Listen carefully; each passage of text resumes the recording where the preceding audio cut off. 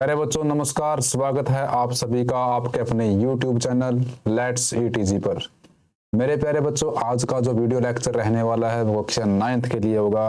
लेकिन इस video lecture को कोई भी बच्चा देख सकता है, 6th 8th 9th 7th जो भी 11th 12th, क्योंकि ये जो टॉपिक है ये सभी के लिए यूनिक रहने वाला है, सभी के लिए एक ही रहने वाला है, क्योंकि चैप्टर ही एक ऐसा है जिसका नाम है संख्या पद्धति नंबर सिस्टम। और संख्याओं की हर व्यक्ति को जरूरत होती है, तो ये जो लेक्चर होगा हर एक व्यक्ति के लिए, हर एक बच्चे के लिए आवश्यक महत्वपूर्ण होगा। प्यारे बच्चों देखिए इस वीडियो लेक्चर को। तो प्यारे बच्चों देखिए, संख्या पद्धति, संख्याओं को इस समझना, इसमें हम सीखेंगे प्यारे बच्चों संख्या पद्धति।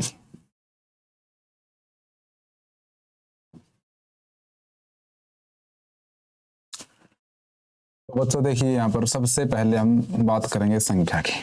एक संख्या क्या है, अंकों से मिलकर के यहाँ पर संख्या बनती है। जैसे यहाँ पर 1 2 ये 3, ये क्या है, सिंबल है, सिंबल्स होते हैं, ये चिन्ह बोलते हैं इनको। 1 2 3 4, ये किसी भी वस्तु को अगर हम गिनेंगे, उनकी गणना करेंगे, तो मान लिया एक ये वस्तु है, इसको बोलेंगे ये एक वस्तु है, तो इसको एक सिंबल दिया गया इस निशान से, इसको अंक बोलते हैं।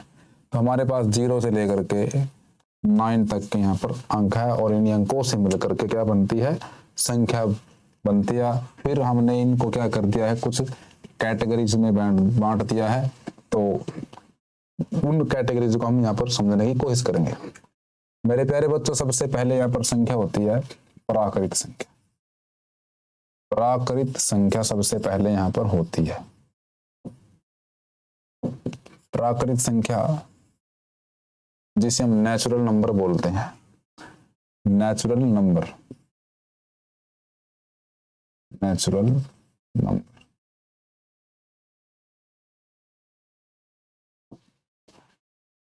प्यारे बच्चों, प्रकृति में विद्यमान कोई भी वस्तु होगी, उनकी गणना के लिए जिन भी संख्याओं का प्रयोग करते हैं उन्हीं को प्राकृत संख्या बोलते हैं।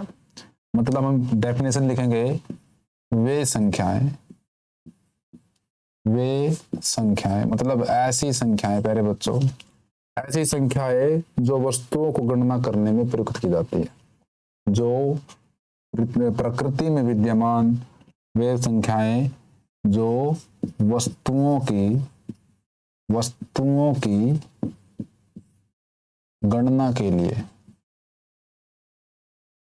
वस्तुओं की गणना के लिए प्रयोग में लाई जाती है या प्रयुक्त किया जाती है।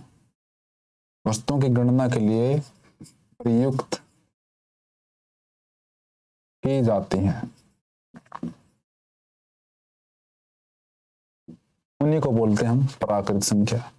और प्राकृत संख्या हमेशा, प्यारे बच्चों, क्या होती है, प्राकृत संख्या हमेशा 1 से शुरू होती है। हम किसी भी संख्या की जो गणना है वो कहां से शुरू करते हैं,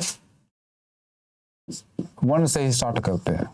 कभी आपने नहीं सुना कि हम किसी भी संख्या की शुरुआत 0 से करते हैं। मान लीजिए यहाँ पर देखिए 1 2 3, इसको ऐसे थोड़ी बोलेंगे 0 1 2, ये 3 है हमारे पास, 1 2 3। तो किसी भी वस्तु की गणना करेंगे तो 1 से शुरू करेंगे, भाई 1 से शुरू करते हैं। तो जो वस्तुओं की गणना के लिए प्रयुक्त की जाती है प्राकृत संख्याएं, इसको प्राकृतिक संख्या भी लिख सकते हैं। ये प्राकृत है, प्राकृत संख्याएं कहलाती हैं। स्क्रीन में आ रही होगी अच्छी तरह से, देख सकते हैं कि स्क्रीन में आ रही है कि नहीं आ रही है। जी सर, स्क्रीन में आ रही है अगर संख्या भी। तो आगे देखिए प्यारे बच्चों, अब ये संख्या हो गई है, तो लिखना कैसी है, 1 2 3 4 5 6 और अनंत तक। अनंत मतलब जहां तक हम सोच सकते हैं। तो ये 1 2 3 4 5 6 ये हमारी होती है कौन सी संख्या, ये हमारी संख्या होती है, इसको बोलते हैं हम प्राकृत संख्या। और अगर हम इसको इस ब्रैकेट में लिख देते हैं ऐसे, और ये बीच में कोमा से हमने लिख दिया, तो प्यारे बच्चों ये बन जाता है एक समुच्चय, समूह बन जाता है किसका, प्राकृत संख्याओं को। और इस समुच्चय को मतलब इस सेट को, इसको सेट बोलते हैं, इस ब्रैकेट में लिखना है इसको, और ऐसे हमने संख्या लिख दी है, और इस सेट को या इस समुच्चय को हम बोलते हैं नेचुरल नंबर का सेट, और इसे हम n से लिखते हैं क्योंकि n फॉर नेचुरल नंबर। ठीक है प्यारे बच्चों, इसके बाद जो संख्या होती है वो हमारी होती है पूर्ण संख्या। पूर्ण संख्या, पूर्ण संख्या क्या है भाई, इसको बोलते हैं होल नंबर। होल नंबर, तो पूर्ण संख्या क्या है यहाँ पर, होल नंबर है। पूर्ण संख्या होगी हमारे पास, यहाँ होल नंबर होती है, तो क्या होती है, ये हमारी प्राकृतिक संख्या है भाई, प्राकृत संख्या। यदि प्राकृत संख्याओं के साथ, यदि प्राकृत संख्याओं में या प्राकृत संख्याओं के साथ, यदि प्राकृत संख्याओं के साथ, प्राकृत संख्याओं के साथ, यदि प्राकृत संख्याओं के साथ शून्य को भी सम्मिलित किया जाए, प्राकृत संख्याओं के साथ शून्य मतलब जीरो, जीरो को भी क्या किया जाए, जीरो को भी सम्मिलित किया जाए, जीरो को भी क्या कर लेना है भाई, जीरो को भी सम्मिलित कर लेना है आपने। ठीक है, जीरो को क्या करना है, सम्मिलित किया जाए, क्या देना, प्राकृत संख्याओं के साथ जीरो को भी सम्मिलित किया जाए, तो वे जो संख्याएं होगी वो हमारी होगी, तो वे संख्याएं पूर्ण संख्या कहलाती हैं। तो वे संख्याएं क्या होती है भाई, पूर्ण संख्या कहलाती हैं। कौन सी संख्या कहलाती है भाई, वो पूर्ण संख्याएं कहलाती है। तो वे संख्याएं पूर्ण संख्याएं, पूर्ण संख्या कहलाती है।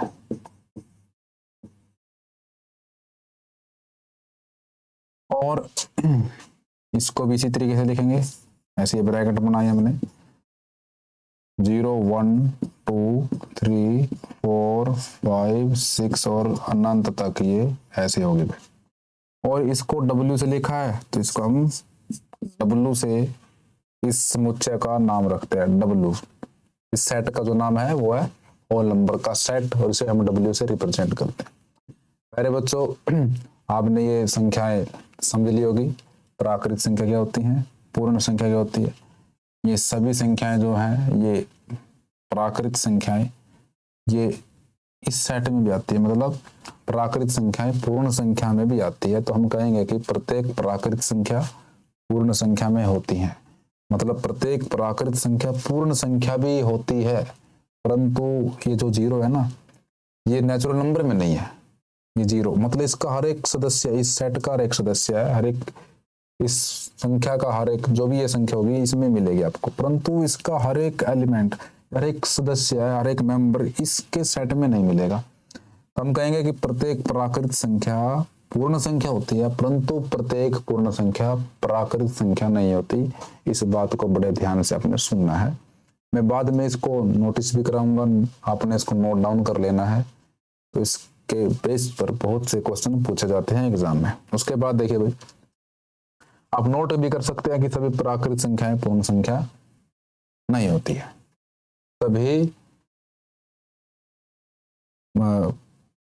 सभी प्राकृत संख्याएं पूर्ण संख्या होती हैं, परंतु सभी पूर्ण संख्याएं प्राकृत संख्या नहीं होती। ये आपने लिखना है भाई, ठीक है। तो आगे जो संख्या है उसको पढ़ेंगे भाई। आगे जो हमारी तीसरे नंबर पर संख्या होने वाली है उसको बोलते हैं पूर्णांक। पूर्णांक संख्या नंबर थर्ड जो होगा हमारा होगा पूर्णांक संख्या। इसको बोलते हैं भाई इंटीजर नंबर। Integer number. तो भाई इंटीजर नंबर क्या होता है? इंटीजर नंबर होता है हमारा सभी पूर्ण संख्याएं तथा सभी पूर्ण संख्याएं, सभी पूर्ण संख्याएं, सभी पूर्ण संख्याएं, जितनी भी पूर्ण संख्याएं मैंने पढ़ी जीरो से लेकर के होती है। अभी जीरो को शामिल कर लिया प्राकृत संख्याओं में। तो सभी पूर्ण संख्याएं तथा उनकी ऋणात्मक संख्याएं, सभी पूर्ण संख्याएं तथा उनकी, मतलब प्राकृत संख्याओं तथा उनकी, फिर की सभी पूर्ण संख्याएं मतलब शून्य, और जितनी भी प्राकृत संख्याएं तथा उनकी ऋणात्मक उनकी ऋणात्मक संख्याएं, की ऋणात्मक संख्याएं पूर्णांक संख्या कहलाती है। पूर्णांक संख्या कहलाती है। पूर्णांक संख्या कहलाती है। पूर्णांक संख्या कहलाती है।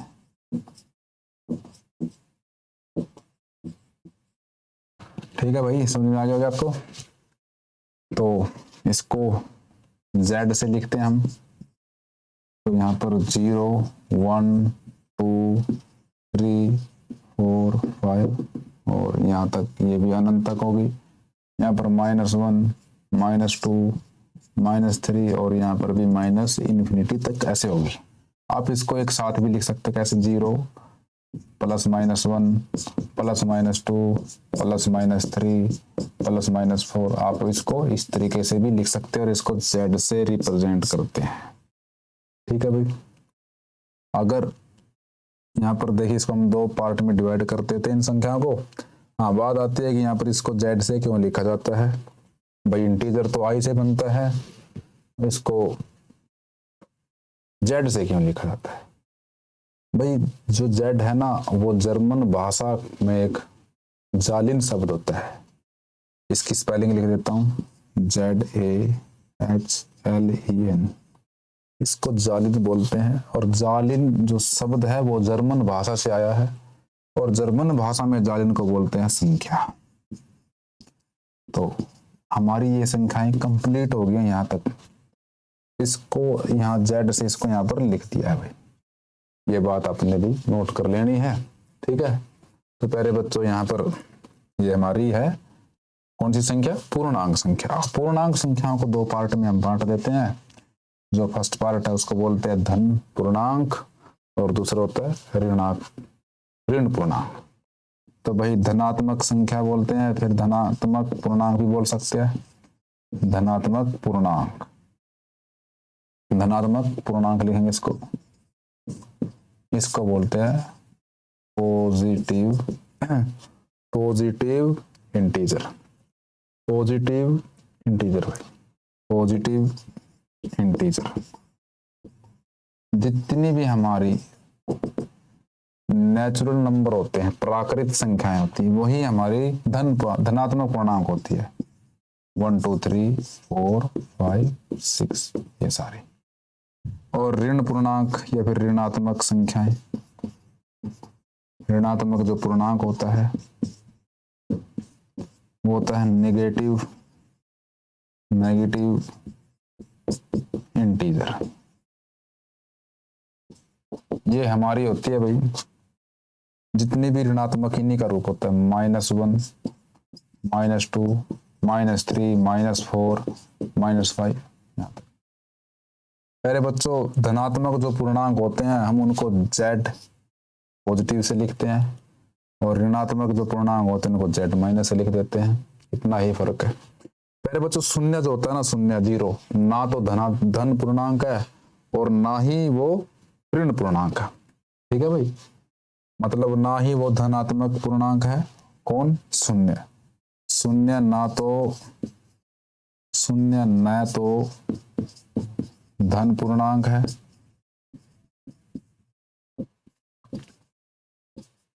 और ना ही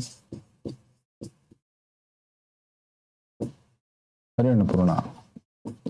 अरे बच्चों, ये जो वीडियो लेक्चर है ये 9th क्लास के लिए बहुत ही इंपॉर्टेंट है। लेकिन यदि कोई बच्चा किसी भी कंपटीशन एग्जाम की, कॉम्पिटिटिव एग्जाम की तैयारी कर रहा है, SSC CGL, SSC CHSL MTS, या किसी बैंक की तैयारी कर रहा है, उसमें इस टॉपिक से क्वेश्चन आते हैं, तो उन्हें भी इस संख्याओं की जानकारी होना बहुत ही आवश्यक है। प्यारे बच्चों, कोशिश करूंगा अच्छे पढ़ाने की। मेरे से अच्छे पढ़ाने वाले बहुत से वैसे YouTube पर टीचर मिलेंगे आपको, सभी का अपना अपना पढ़ाने का अंदाज होता है, अपना अपना एक्सपीरियंस होता है।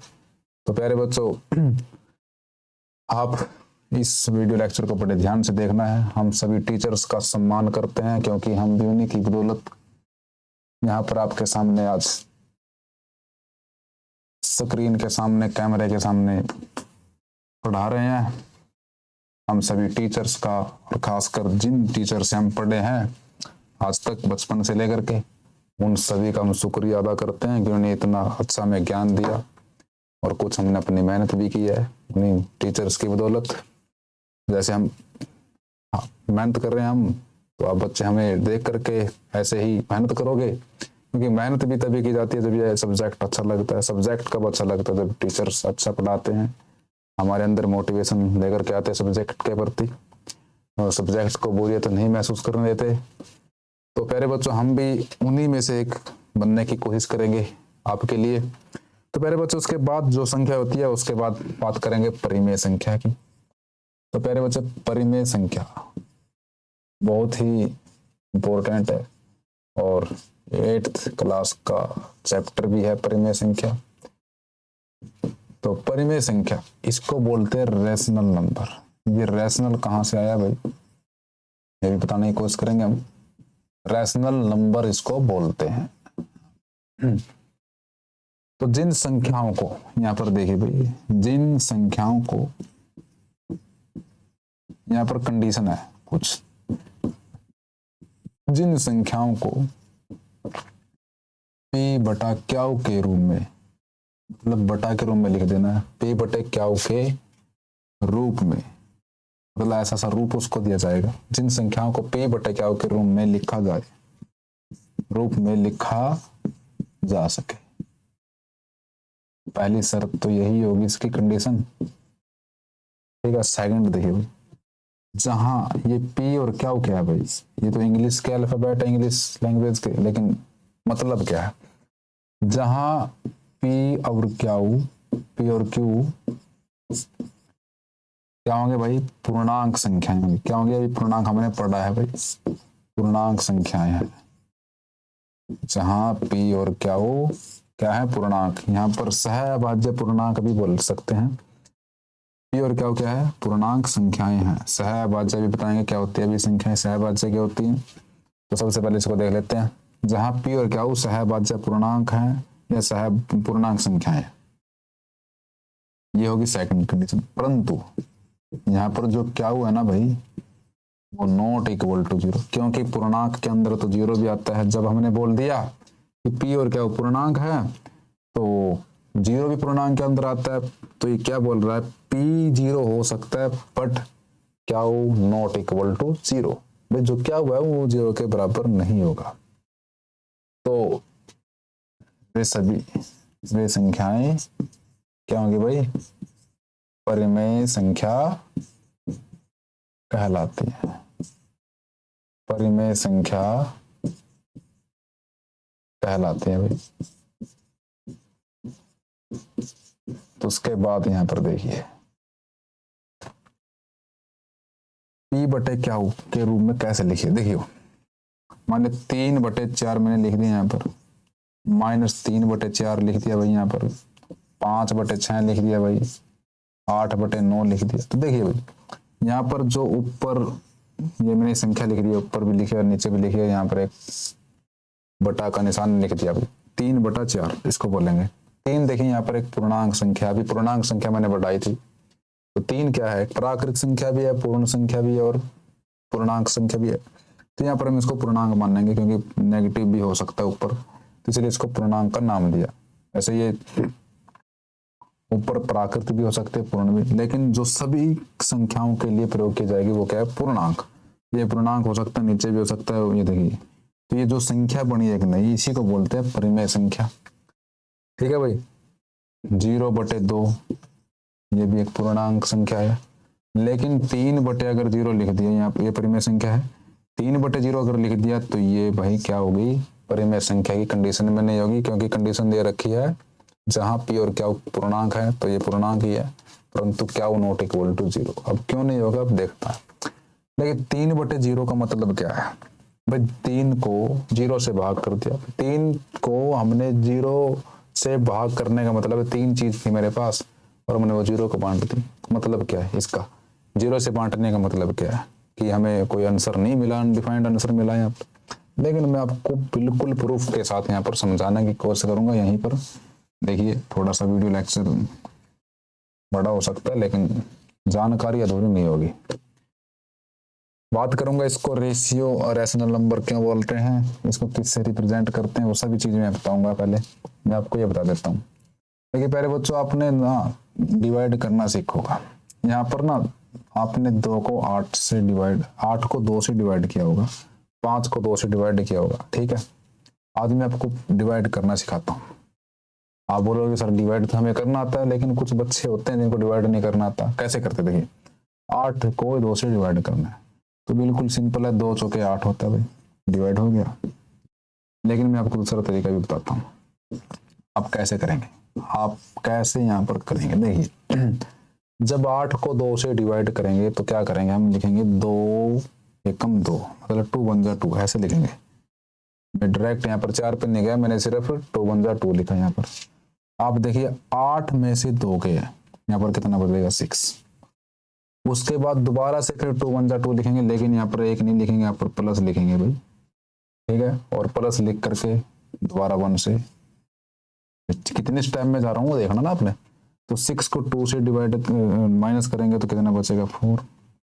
दोबारा से फिर 1 पे जाएंगे यहाँ पर तो कितना बचेगा 2।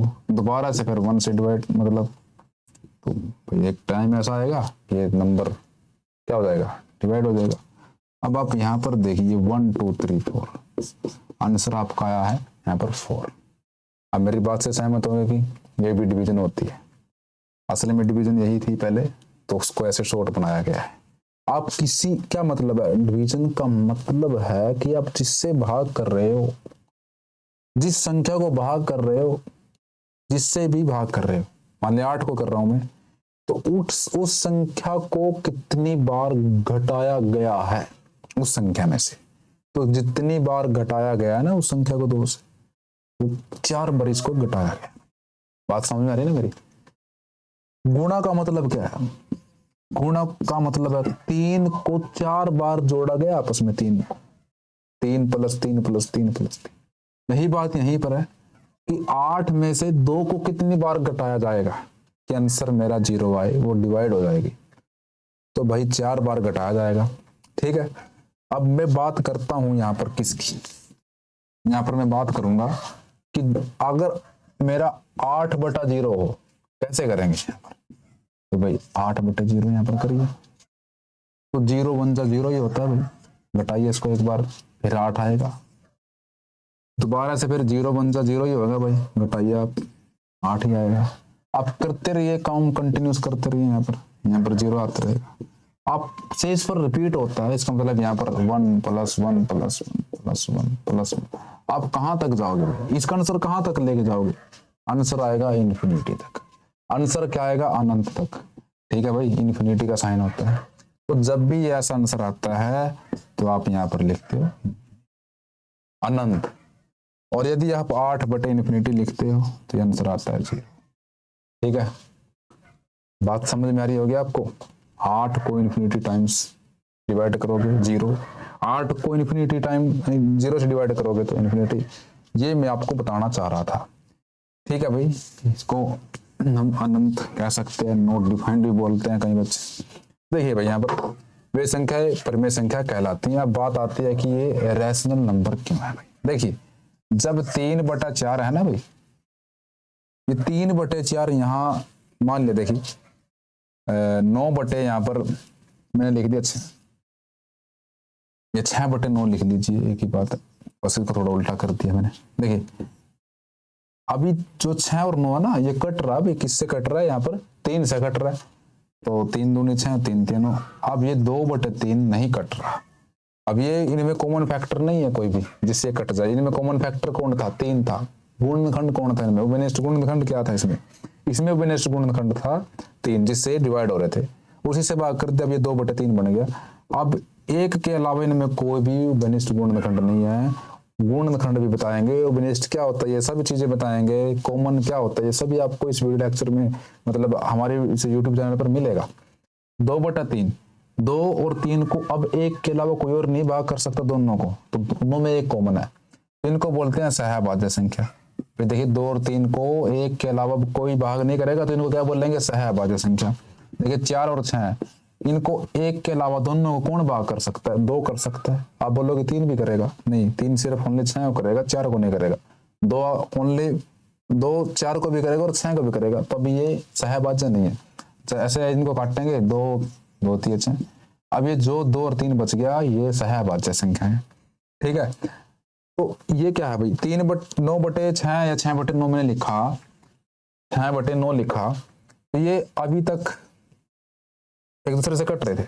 जैसे ही मैंने इनको काट दिया ऐसे 3 दूनी 6 3 3 9, तो जो 2/3 आया ना आगे नहीं कटेगा, तो ये एक अनुपात भी बन गया भाई। इसको इस तरीके से भी लिख सकते हैं, इसको इस तरीके से भी लिख सकते हैं, कॉमन फैक्टर नहीं है तो ये एक अनुपात भी बन गया भाई, अनुपात भी बोल सकते हैं इसको। अनुपात को इंग्लिश में बोलते हैं रेशियो भाई, क्या बोलते हैं, रेशियो। और इसी शब्द से इसको हम ऐसा लिख सकते हैं, इसको ऐसा लिख सकते हैं। देखिए P/Q की फॉर्म है ना यहाँ पर, तो 2:3, इसी रेशियो शब्द से इस शब्द को बनाया गया है रेशनल नंबर। आशा करूंगा कि आपको समझ में आएगा, बढ़िया कंटेंट था मेरा ये। उसके बाद इस संख्या को हम लिखते हैं भाई क्या, उसे R से क्यों नहीं लिखा, क्या उसे लिख रहे हैं भाई, क्यों, देखिए क्यों लिख रहे हैं। पहले तो मैं बता देता हूँ कि क्या होती है P/Q की फॉर्म, मतलब संख्या क्या होती है, परिमेय संख्या भी मैंने बताया 1/2 हो सकती है, 3/4 हो सकती है, 5/6 हो सकती है, -3/9 हो सकती है, -3/2, कुछ भी, ठीक है भाई। इसका एक सेट बन गया, इसमें और भी संख्याएं लिखेंगे हम। इस सेट का जो नाम लिख दिया वो उसका नाम रखते हैं क्या, उसे क्यों रखते हैं। जब आप 1 को 2 से डिवाइड करोगे तो मेरे प्यारे बच्चों देखिए कुछ ना कुछ तो नंबर आएगा। 1 को 2 से डिवाइड करने के बाद कोई तो आंसर आएगा, मान लिया 0.55 ही आ गया, पॉइंट में आ गया आंसर, ठीक है भाई, 1/2। तो प्यारे बच्चों जब भाग करते हैं यहाँ पर जो भी आंसर आता है उसको आप कोसेंट बोलते हो, क्या बोलते हो, कोसेंट। और कोसेंट किस शब्द से बनता है, किस लेटर से बनता है, क्या वो से बनता है, इसलिए इसका नाम यहाँ पर क्या वो रख दिया, क्योंकि इनका 1/2 कुछ ना कुछ तो आंसर होगा। बटे वाली संख्या को मैंने यूनिक नाम दे दिया क्या, ठीक है भाई। और परिमेय संख्या नेगेटिव भी होती हैं और पॉजिटिव भी होती हैं, ठीक है। और देखिए प्यारे बच्चों ये 2 है, हमने शर्त लिखी है जिन संख्या को P/Q के रूप में लिख सके उन्हीं को बोलते हैं हम परिमेय संख्या, और वो पेयर क्या होना चाहिए, पूर्णांक। जैसे 2 देखिए भाई, 2 के बटे में मैं 1 लगाऊं तो कोई फर्क नहीं पड़ेगा, 2 वस्तुओं को अगर 1 से डिवाइड करूं तो कोई फर्क नहीं पड़ेगा, वो फिर भी 2 ही है। 3 के बटे में 1 लगाऊं फिर भी कोई फर्क नहीं पड़ेगा, वो फिर भी 3 ही है। तो मैंने 2 को भी P/Q की फॉर्म में लिख दिया कि नहीं लिख दिया। कंडीशन देखिए, ये P और ये क्या, P पूर्णांक है और 1 भी क्या है यहाँ पर पूर्णांक है। तो जिन संख्याओं को P/Q के रूप में लिखा जा सके, भले ही उनके नीचे कुछ ना हो, लिख सकता हूं। तो जितनी भी मैंने अभी तक आपको संख्या पढ़ाई है, कौन कौन सी पढ़ा दी है भाई, प्राकृत संख्या पढ़ाई है, प्राकृत संख्या पढ़ा दी है मैंने आपको, पूर्ण संख्या पढ़ाई है मैंने, प्राकृत संख्या जैसे 1 2 3 4 5, ये सभी संख्याएं, इनके अपोने में आप 1 लगा सकते हो, 1 लगा करके आप इनको क्या बना सकते हो, परिमेय संख्या। यहाँ पर अगर 0 आगे पूर्ण संख्या बन गई है तो इनके अपोने में 1 लगा सकते हो, ये पूर्ण संख्या थी वो परिमेय बना दिए। पूर्णांक आगे मान लिया 1 -1 -2 -3 -4 5 6, ऐसे ये पॉजिटिव पूर्णांक है, ये नेगेटिव है, इनके अपोन में 1 लगा सकते हो आप, कोई फर्क नहीं पड़ेगा। इनको भी हमने क्या बना दिया, परिमेय बना दिया। जितनी भी प्राकृत संख्याएं, पूर्ण संख्याएं और पूर्णांक संख्याएं, ये भी हमारी कौन सी आती है, परिमेय संख्या की कैटेगरी में आएंगे भाई। तो यहाँ पर मैं नोट इसको ऐड कर सकता हूँ, 0 1 2, यहाँ पर नेगेटिव लिख दिया, तो सारी संख्या मैंने यहाँ पर लिख दी है। ये जो सेट बन गया ये परिमेय संख्या का सेट है। परिमेय संख्या के सेट के अंदर ये सभी संख्या आपके पास आएंगी। एक संख्या और रह गई हमारी, ठीक है भाई, वो होगी हमारी अपरिमेय संख्या। अपरिमेय संख्या क्या होगी, इसका जस्ट अपोजिट होगा।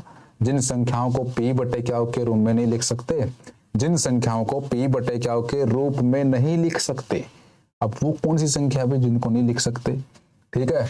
तो उनको अपरिमेय संख्या बोलेंगे। सबसे पहले जो अपरिमेय संख्याओं की जो खोज थी वो पाइथागोरस के जो अनुयायी होते हैं उन्होंने करी थी भाई, ठीक है। पाइथागोरस के जो अनुयायी थे, जो पाइथागोरस के काम को आगे बढ़ा रहे थे, उन्होंने इसकी खोज करी थी। और सर्वप्रथम जो परिमेय संख्या थी भाई वो थी वर्गमूल 2, जिसकी खोज हुई है, ठीक है। आप जिस पाई का यूज करते हो क्षेत्रफल निकालने के लिए किसी भी सर्कुलर चीज की, जिसका बेस क्या होता है, एक सर्कल होता है, उसमें आप एक पाई का मान यूज करते हो 22/7, बट वो नॉट इक्वल टू, जो पाई होता है वो परफेक्ट 22/7 का मान नहीं होता, वो उसका सिर्फ निकटतम मान होता है भाई, ठीक है। तो पाई भी एक अपरिमेय संख्या है। तो यहाँ पर हेडिंग बनाते हैं अपरिमेय संख्या की, अपरिमेय संख्या, अपरिमेय संख्या।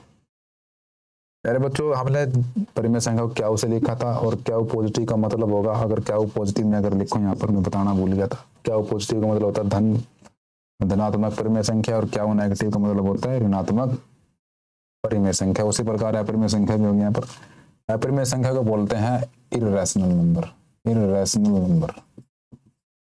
ये रैशनल के आगे IR लगाने से ये इररेशनल बन गया, अपोजिट हो गया उसका, परिमेय संख्या का अपरिमेय बन गया। हाँ, जिन संख्याओं को p बटे क्या के रूप में नहीं लिखा जा सकता, जिन संख्याओं को p बटे क्या के रूप में जिन संख्याओं को p बटे क्या के रूप में नहीं लिखा जा सकता,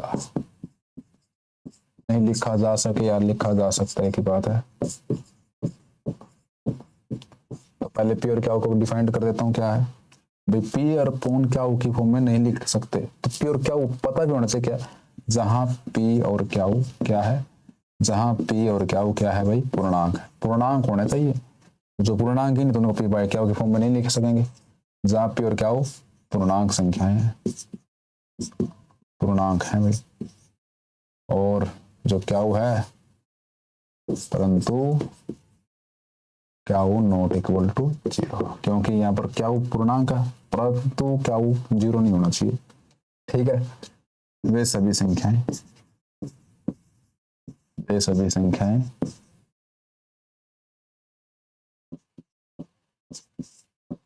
अपरिमेय संख्याएं कहलाती हैं, अपरिमेय संख्या कहलाती हैं भाई,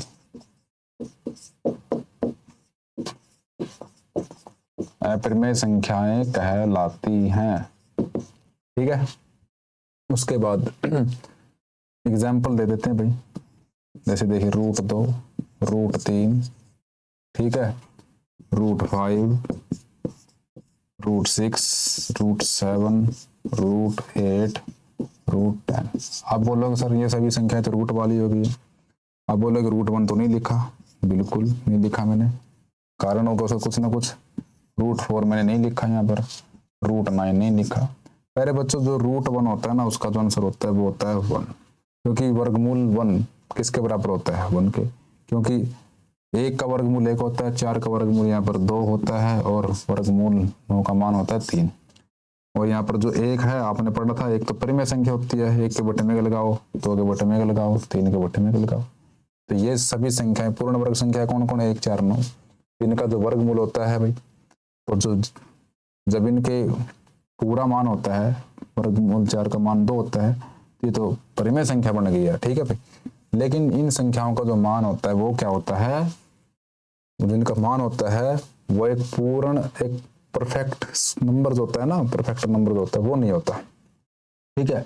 इसका मतलब जो आंसर आएगा पॉइंट में आता है, वो पॉइंट, अब इसके बारे में आगे हम पढ़ेंगे, उसको बोलते हैं दशमलव प्रसार, ठीक है, दशमलव प्रसार बोलते हैं इसको। यहाँ पर पाई हो गया भाई, पाई भी कैसी संख्या है, यहाँ पर पाई भी यहाँ पर हमारी अपरिमेय संख्या है। अभी तक मैं सिर्फ इसी लेक्चर में आपको सिर्फ बता रहा हूँ कि अपरिमेय संख्या क्या है, लेकिन कुछ बच्चों के माइंड में सवाल आएगा, देखिए सर जी यहाँ पर वर्गमूल जो 2 है उसके बटे में हम 1 लगा सकते हैं, बिल्कुल लगा सकते हैं। आपने p/q की फॉर्म में लिख दिया, आपने p को यहाँ पर दे दिया नाम वर्गमूल 2, और क्या हो यहाँ पर 1 हो गया।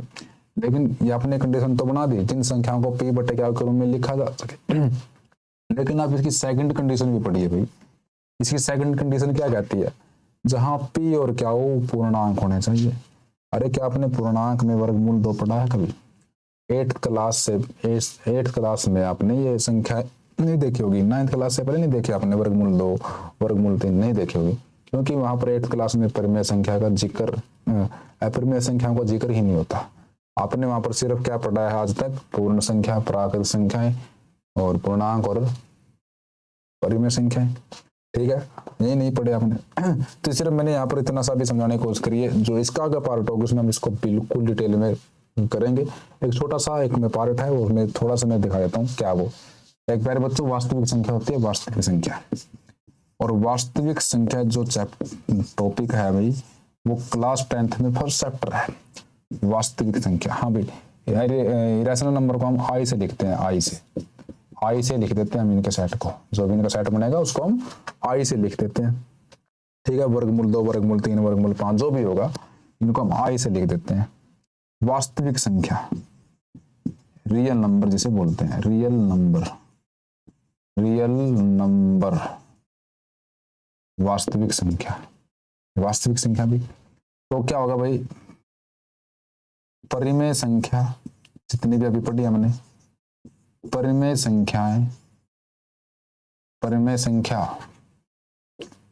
संख्याओं और दूसरी कौन सी पढ़ी है भाई? अपरिमेय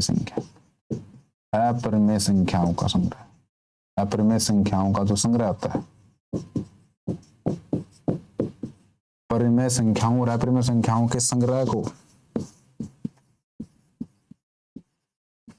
कलेक्शन को, मतलब संग्रह को हम क्या बोलते हैं?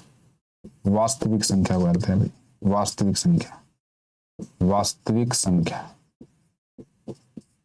कहते हैं। उदाहरण के लिए जितनी भी परिमेय संख्या थी और जितनी अपरिमेय संख्या थी वो सभी, मतलब जैसे देखिए यहाँ पर 1 2 3 ये प्राकृत संख्या है, यहाँ पर 0 बना दी तो ये पूर्ण संख्या ही हो गई है। -1 -2 -3 तो ये पूर्णांक भी हो गई है। लेकिन एक बात देखिए, इनके बटे में 1 लगा सकते थे, परिमेय संख्या बन गई। तो यहाँ से यहाँ तक मैंने इनको परिमेय संख्या ही बोल दिया। मतलब परिमेय संख्या में पूर्ण, प्राकृत और पूर्णांक सभी संख्याएं आ जाती है। उसके बाद वर्गमूल 2, वर्गमूल 3 ये मैंने अपरिमेय संख्या लिख दिया, वर्गमूल 5 लिख दिया, 1 बटे में लिख दी, 2 बटे 3 लिख दिया। ये सभी संख्या आगे तक जो भी होंगी ये हमारी वास्तविक संख्याएं होती है। ठीक है, कौन सी संख्या होती है? वास्तविक संख्याएं। ठीक है भाई, इसको एक डायग्राम से मैं समझाऊंगा आपको, देखिए कैसे को अपने समझना है। सबसे पहले हमने कौन सी संख्या पढ़ी है भाई? सबसे पहले हमने पढ़ी है प्राकृत संख्या। तो यहाँ पर प्राकृत संख्याएं लिख दिया। रियल नंबर को हम आर से लिख देते हैं। ठीक है, ये प्राकृत संख्या होगी। तो इसमें सिर्फ 1 2 3 4 ऐसे 1 2 3 4 ये संख्याएं होगी। उसके बाद एक सर्कल बनाया, यहाँ पर हमने उसको नाम दे दिया पूर्ण संख्या। मतलब इसमें 0 को और शामिल कर दिया, तो यहाँ पर 0 लिख दिया। उसके बाद एक बड़ा सर्कल बनाया, यहाँ पर उसका नाम रख दिया पूर्णांक। तो मतलब ये सभी इसमें माइनस का और यहाँ पर ऐड कर दिया संख्याएं, -1 -2 -3 ऐसे इन्फिनिटी तक। ठीक है, उसके बाद एक सर्कल और बना देते हैं। यहाँ पर एक सर्कल बनाएंगे, यहाँ पर ऐसा, ये जो सर्कल होगा ये परिमेय संख्याएं होंगी। अब ये सर्कल क्यों बना रहा हूँ भाई? देखिए, सबसे पहले ये वृत्त है, इसमें जो भी संख्या आएंगी सिर्फ वो प्राकृत संख्या ही होंगी। लेकिन जैसे ये वृत्त बड़ा हो गया तो इस वृत्त के अंदर ये छोटा वृत्त भी आ रहा है, मतलब ये संख्याएं इसमें भी होगी, मतलब पूर्ण संख्या में प्राकृत भी होंगी। इससे बड़ा जो पूर्णांक संख्या का वृत्त है उसमें ये भी आएगी और ये भी आएगी, और ये जो बड़ा वृत्त है इसमें पूर्णांक भी आएंगे, ये भी आएंगे, मतलब सभी जितनी संख्याएं वो परिमेय संख्याएं होती है। ठीक है, उसके बाद एक अलग मैंने यहाँ पर सर्कल बनाया अलग से अपरिमेय संख्याओं का। किसका बनाया भाई? अपरिमेय संख्या। तो ये अलग सा वृत्त है, लेकिन मैंने इसको एक इस बॉक्स में बंद कर दिया। यहाँ पर इसका नाम आई से लिख दिया था, इसका नाम क्यू था, इसका नाम यहाँ पर जेड था, इसका नाम यहाँ पर डब्ल्यू था, और इसका नाम यहाँ पर क्या था? एन। और इसका मतलब मैंने यहाँ पर लिख दिया है। जो यहाँ पर कलेक्शन होगी इस बॉक्स के अंदर, यहाँ पर अपरिमेय संख्या भी और ये संख्या भी है, सारी परिमेय संख्या ही है। इनका जो संग्रह हुआ है हमारे पास, इस बॉक्स को नाम देते हैं वास्तविक संख्या। वास्तविक संख्या। ठीक है भाई, क्या नाम देते हैं इसको? वास्तविक संख्या। इसको हम लिख देते हैं आर से। Real number. आर पॉजिटिव का मतलब होता है धनात्मक और नेगेटिव का मतलब होता है ऋणात्मक। ठीक है भाई। तो प्यारे बच्चों, ये वीडियो लेक्चर आपने बड़े ध्यान से देखना, कक्षा 9th के लिए है। और कोई भी दूसरा भी कोई स्टूडेंट जो किसी कंपटीशन एग्जाम की तैयारी कर रहा है या कोई अलग क्लास में 11th 12th जिसको संख्याओं का ज्ञान लेना जरूरी है या समझना है, तो वो इस वीडियो लेक्चर को देख सकता है। प्यारे बच्चों, शुरुआत किया है 9th क्लास के चैप्टर की, और आगे के वीडियो लेक्चर में हम क्वेश्चन पर भी डिस्कस करेंगे, और जो संख्याएं अभी रह गई इनकी डिटेल में जो पढ़ना रह गया है वो भी आगे पढ़ने की कोशिश करेंगे। तो प्यारे बच्चों, आप सभी ने इस वीडियो लेक्चर को बड़े ध्यान से देखना है। जिस बच्चे को जो भी बात समझ में ना आए वो कमेंट में आपने लिखनी है, और चैनल को सब्सक्राइब और इस वीडियो को लाइक और शेयर जरूर करना है। धन्यवाद।